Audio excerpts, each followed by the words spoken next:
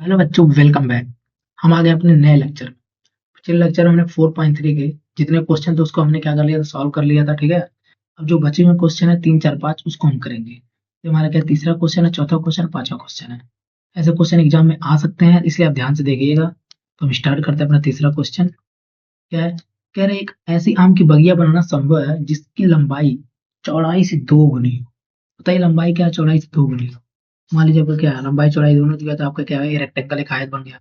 अगर चौड़ाई एक्स है तो लंबाई कितना हो जाना है, 2x होना चाहिए। ठीक है, क्योंकि लंबाई क्या है, चौड़ाई से 2 गुनी है। उसका क्षेत्रफल आपको दे दिया 800 मीटर स्क्वायर हो। तो यदि दिया यदि है तो उसकी लंबाई और चौड़ाई ज्ञात करना है। तो मान लीजिए क्या माना, हल लिखेंगे हल। ठीक है, क्या माना, क्या माना, माना कि चौड़ाई क्या है, माना चौड़ाई यक्स है। ठीक है, चौड़ाई यक्स है तथा लंबाई 2x है। ठीक है, आम के बगीचे की चौड़ाई क्या है, एक्स है, और लंबाई क्या है, 2x है। क्योंकि क्वेश्चन हमको बोला है, क्या बोला, जिसकी लंबाई क्या चौड़ाई से 2 गुनी हो। लंबाई क्या चौड़ाई से क्या हो, 2 गुनी हो। तो आइए हम लिखेंगे क्या, प्रश्नानुसार। प्रश्नानुसार अब देख लेते हैं क्या कह रहा है। कह रहा है उसका क्षेत्रफल, तो हमको पता है क्या क्षेत्रफल क्या होता है। आयत का क्षेत्रफल हमको पता है क्या, आयत का क्षेत्रफल हमारा होता है, आयत का लिख रहा हूँ क्षेत्रफल है। हमको पता है क्या, लंबाई गुणा चौड़ाई है। ठीक है, आयत का लिखने की जरूरत नहीं है, अब कर दीजिए बगिया। तो आपको क्या चौड़ाई, लंबाई आपको कितना है, 2x है। ठीक है, 2x, और आपको चौड़ाई कितना है, x, बराबर कितना दिया, 800 मीटर स्क्वायर। ओके, अब देखिए इसको करेंगे तो कितना हो जाएगा, 2x स्क्वायर बराबर 800 मीटर। ठीक है, अब देखिए 2 से इसको हम काट देंगे तो कितना आ जाएगा हमारा, एक्स स्क्वायर बराबर कितना आ जाएगा, 400। ठीक है, और अगर हम एक्स का वैल्यू अंडर रूट में इसको कर दें और कितना आ जाएगा हमारा, प्लस माइनस कितना आ जाएगा, 20।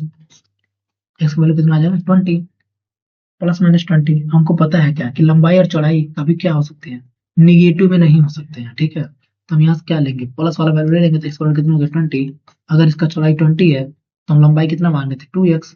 तो लंबाई कितना आ जाएगा, लंबाई बराबर 2x दिया था, 2 गुणे कितना आ जाएगा, 30 बराबर 40। अब इसका 40 आ गया और चौड़ाई इसका क्या आ गया, 20। ठीक है, यहाँ हमारा क्या क्वेश्चन क्या हो गया, सॉल्व हो गया। तो ऐसे ही क्वेश्चन को सॉल्व करना एकदम आसान तरीके से, कुछ नहीं था, बताइए, एकदम सिंपल क्वेश्चन था।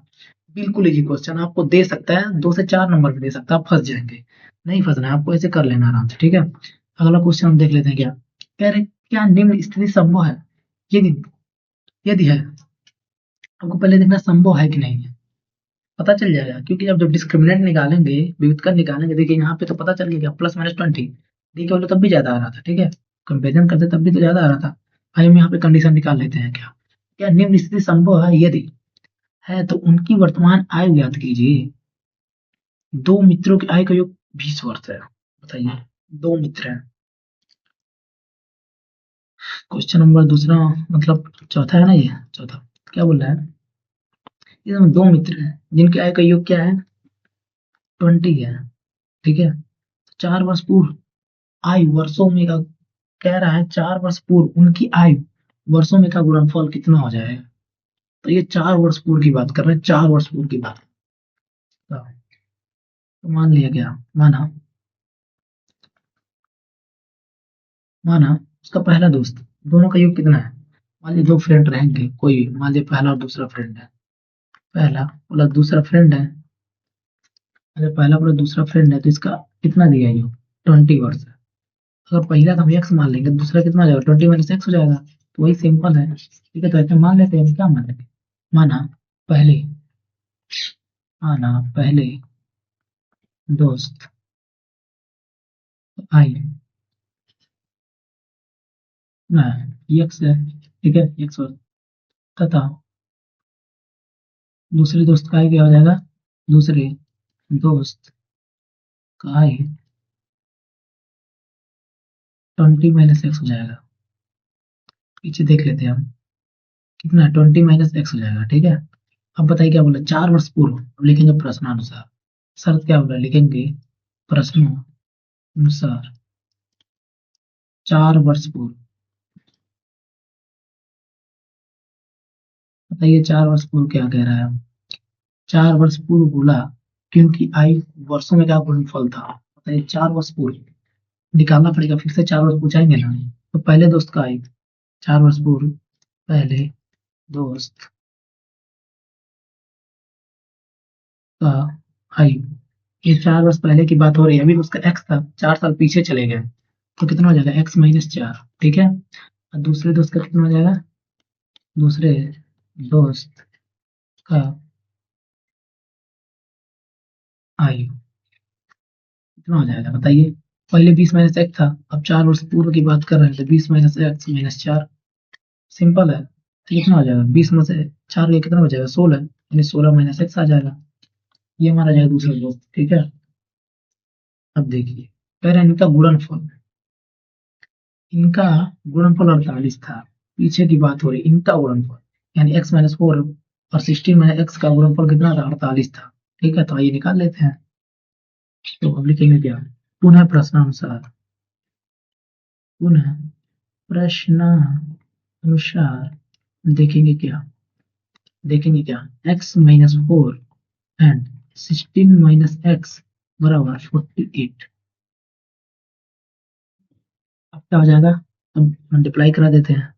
तो x का मल्टीप्लाई पहले 16 में हो जाएगा, तो हो जाएगा 16x, ठीक है, माइनस x का इसमें हो जाएगा, तो हो जाएगा -x², फिर -4 का 16 में हो जाएगा, तो हो जाएगा -64, एंड ये -4 का जो -x में होगा, तो हो जाएगा +4x बराबर 48, ओके। अब देखिए ये हमारा क्या हो गया, 16x² 16x - x², ये +4 था, तो एक सेकंड हम क्या करते हैं, 16x +4 को ऐड कर देते हैं, ठीक है। हमारा हो जाएगा 20, कितना हो जाएगा 20x, ठीक है, 16×4 = 20 हो गया 20x -64, इस 48 निकालना देते तो -48 बराबर 0।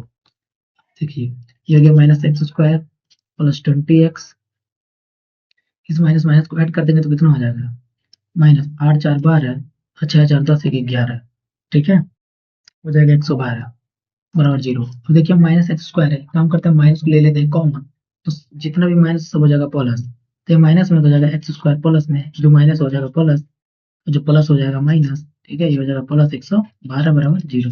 देखिए साइन चेंज हो गया, माइनस को हमने कॉमन लिया तो हो गया प्लस में, ये प्लस हो गया माइनस, ये माइनस हो गया प्लस, तो x² - 20x + 112, ठीक है। अब देख लेते हैं क्या, हम इसका निकाले तो डिस्क्रिमिनेंट वियुक्त कर, कि ये तुम्हारा अस्तित्व में है कि नहीं। अगर अस्तित्व में नहीं रहेगा कि इसका वैल्यू डी का क्या 0 से छोटा है, 0 के बराबर है या बड़ा है, तो डी के वैल्यू देख लेते हैं, तो लिखेंगे क्या, d² टू b² - 4ac, ठीक है, ये हम करेंगे। हम यहाँ पे आते हैं आगे, यहाँ पे हम देखेंगे क्या कि हमारा ए का वैल्यू क्या था 1, ए का वैल्यू हमारा क्या मिल रहा है, यहाँ से ए का वैल्यू हमारा 1 मिल रहा है, बी का वैल्यू -20 मिल रहा है, बी का वैल्यू -20 मिल रहा है, और सी का वैल्यू क्या मिल रहा है 112, ठीक है, ये हमारा मिल रहा है। हम लिख लेंगे क्या, हमको पता है b² - 4ac, रखेंगे क्या -20 का स्क्वायर -4, ए का वैल्यू 1 है, इसका वैल्यू कितना 112, ये हो जाएगा हमारा 400 माइनस 112 कम 112 करेंगे, 4 × 8, 4 × 4 4 × 9, अब देखिए कितना आ जा रहा है -48, ये कितना आ गया -48। ये बताइए जी जीरो से क्या हो गया, जीरो से छोटा हो गया कि नहीं, डी की वैल्यू यहाँ पे क्या आ गया, जीरो से छोटा है कि नहीं, ये -48 आपका क्या है, जीरो से छोटा है कि नहीं, बस, यानी इसका कोई वास्तविक मूल, जब इसका कोई वास्तविक मूल नहीं होगा कोई हल नहीं होगा, हमारा क्वेश्चन क्या हो गया, यहीं पे हो गया खत्म, ठीक है। तो ऐसा सिचुएशन पॉसिबल नहीं हो सकता है, ठीक है। तो हमारे क्या हो गया आंसर, यहाँ पे लिख देंगे क्या कि ये अस्तित्व में नहीं है। आपको क्वेश्चन जिस तरीके से बोल रहा है, आप क्वेश्चन को पढ़ सकते हैं कि यहाँ पे क्वेश्चन में लिखा होगा क्या, निम्न स्थिति लिख देंगे क्या, ये स्थिति हमारा क्या है, संभव नहीं है, ठीक है, लिख देंगे कि ये है स्थिति स्थिति संभव नहीं है, ठीक है, हम ये लिख देते हैं, ठीक है। हम अपना अगला क्वेश्चन भी सॉल्व कर लेते हैं। अगला क्वेश्चन हमारा क्या था, तीसरा नंबर, क्वेश्चन 3 4 के बाद हम कर लेंगे पांचवा क्वेश्चन। पांचवा क्वेश्चन हमारा क्या बोला है, क्या परिमाप 80 मीटर तथा क्षेत्रफल 400 मीटर के एक पार्क को बनाना संभव है, ठीक है, यदि उसकी लंबाई और चौड़ाई ज्ञात कीजिए, ठीक है। अब यदि है तो हमको ज्ञात करना पड़ेगा, अब नहीं है तो हम देख लेंगे, आइए देख लेते हैं। परिमाप, अब बताइए पार्क है तो पार्क क्या होगा, रेक्टेंगल में ही होगा, मान लें क्या रेक्टेंगल है, ठीक है। हम क्वेश्चन 5 में क्या लेंगे, पहले मान लेते, माना माना क्या, माना पार्क की लंबाई यद है, ठीक है, यद है तथा चौड़ाई कितना, चौड़ाई मान लीजिए बी है, मान लेते हैं लंबाई वाला चौड़ाई भी है। अब परिमाप दिया हुआ है, तुमको पता है परिमाप अगर पता है, तुमको पता है कि आयत का परिमाप क्या होता है, आपका पैरामीटर क्या होता है 2l+b। तो लिख लेते हैं क्या, 2 प्रश्न के अनुसार पहले लिख लेते हैं, प्रश्न के अनुसार, प्रश्नानुसार, प्रश्नानुसार,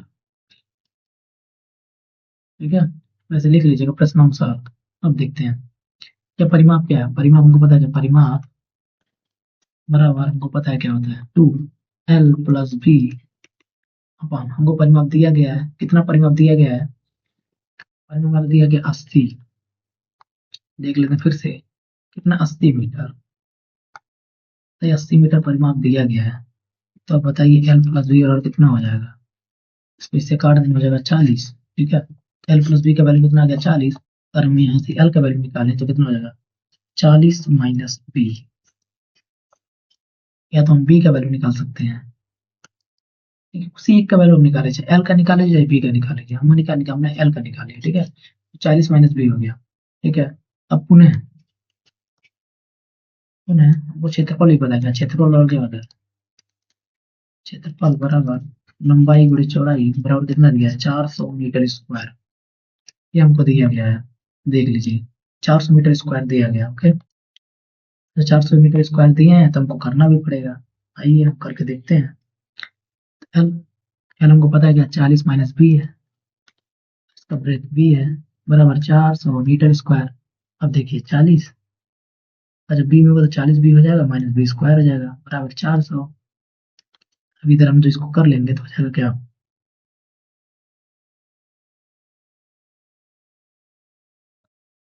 तो हो जाएगा minus B square plus 40 B minus 400 बराबर 0। और ये माइनस में भी है तो क्या कॉमन ले लेते हैं, ठीक है, ये वाला टर्म, तो माइनस कॉमन लेंगे तो जगह B square minus 40 B plus 400 बराबर 0, ठीक है। ये हमारा क्या बन गया इक्वेशन, हमको क्या क्वाड्रेटिक इक्वेशन दिख रहा है ना, एकदम क्वाड्रेटिक इक्वेशन दिख रहा है चकाचक, ठीक है। तो क्या करेंगे यहाँ से हम देख लेते हैं पहले ये संभव है कि नहीं संभव, तो इसके लिए हमको क्या निकालना पड़ेगा डिस्क्रिमिनेंट, यानी विभक्त कर। तो हमको पता है डी स्क्वायर क्या होता है बी स्क्वायर माइनस 4ac होता है।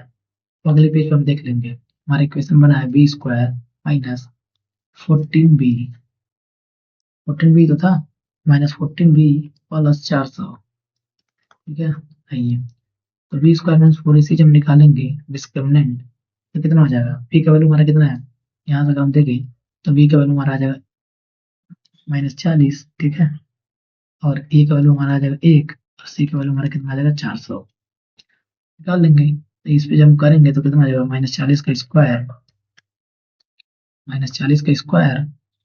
-4, ई का वैल्यू हमारा 1 है और सी का वैल्यू हमारा 400 है। इसका करेंगे 4 चौका 1600 हो जाएगा, ठीक है, 1600 माइनस, और इसको हम करेंगे तो कितना आ जाएगा 4 चौका 1600, 4 जीरो 0, 4 जीरो 0, 4 चौका 16, ठीक है, जाएगा कितना आ जाएगा 0, यानी डी बराबर 0 आ जाएगा हमारा। तो जब डी बराबर 0 आ जाएगा, कितना आ गया हमारा डी बराबर 0 आ गया। तो डी बराबर 0 कंडीशन क्या बोलता है कि दोनों मूल बराबर होंगे, वास्तविक होंगे, ठीक है, दोनों मूल क्या होंगे बराबर होंगे, और इसके जो भी दो मूल आएंगे वो दोनों क्या आएंगे बराबर आएंगे, ठीक है, तो हम निकाल ही लेते हैं, लिखेंगे द्विघाती सूत्र से, द्विघाती सूत्र से, द्विघाती सूत्र से निकाल लेते हैं कि एक्स बराबर क्या होता है minus B plus minus under root B square minus 4ac upon 2a, ठीक है, ये निकाल ही लेते हैं। तो माइनस बी का वैल्यू कितना था -40, यहाँ लिखेंगे क्या -40, यहाँ माइनस पहले से लगा था प्लस माइनस, देखिए बी स्क्वायर 4ac का वैल्यू कितना आया था 0, रख दीजिए 2, ए का वैल्यू कितना है 1, तुम्हारे यहाँ कितना आ गया 20/2, हाँ 40/2, ठीक है 40/2 आ गया। ये तो हमारा कहानी इसका खत्म हो गया क्योंकि 0 था, यहाँ करेंगे 2 गुना आ जाएगा 20, यानी एक्स वैल्यू क्या आ गया 20, और दूसरा भी हमारा क्या आ जाएगा 20, डी बराबर 0, व्युत्क्रम का मान क्या है 0, डी बराबर 0 है तो दोनों मूल के बराबर 0 होंगे, ठीक है। इसका क्या होगा लंबाई और चौड़ाई क्या हो जाएगा दोनों, अ, इसका लंबाई हमारा क्या आ जाएगा तो लिखेंगे क्या, लिखेंगे अतः लंबाई हमने कितना माना था? लंबाई हमने माना था, पीछे देख लेते हैं। लंबाई हमने क्या माना था? एल। ठीक है, जब लंबाई एल माना था तो लंबाई कितना आ गया हमारा? 20। ठीक है, लंबाई हमारा 20 आ गया। और चौड़ाई हमारा कितना आ जाएगा? लंबाई चौड़ाई से क्या था?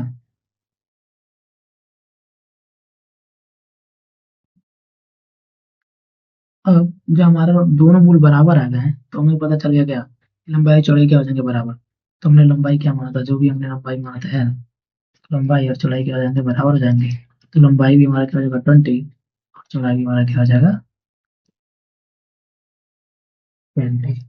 ठीक है, हमारा क्या होगा? लंबाई और चौड़ाई बराबर हो गया। ठीक है, ये हमारे क्या क्वेश्चन का आंसर निकल गया। ठीक है, तो के बाद से हमारा क्या हो गया? चौथा लेसन पूरी तरीके से कंप्लीट हो गया। हमने क्वाड्रेटिक इक्वेशन को पूरी तरीके से क्या कर दिया? सॉल्व कर दिया है। ठीक है, जो बहुत इजी था। क्वेश्चन आपको इधर से ही आएंगे। ठीक है, तो इन सब क्वेश्चन में आप काफी ध्यान दीजिएगा। डिस्क्रिमिनेंट की कंडीशन याद रखिएगा, जो हमारे लिए बहुत इंपॉर्टेंट है। ठीक है, इसके बाद हम अपना स्टार्ट करेंगे अरिथमेटिक प्रोग्रेशन। ठीक है, समानांतर श्रेणी। ओके, वही हमारा बहुत इजी चैप्टर है। तो चलिए हम कंप्लीट कर लेंगे। पहले आप यहाँ तक कर लीजिए, तैयारी करते रहिए और बढ़िया से पढ़िए ताकि आपका नंबर बहुत अच्छा है। ठीक है, तो मिलेंगे अपने नए लेक्चर में, तब तक के लिए टाटा बाय बाय।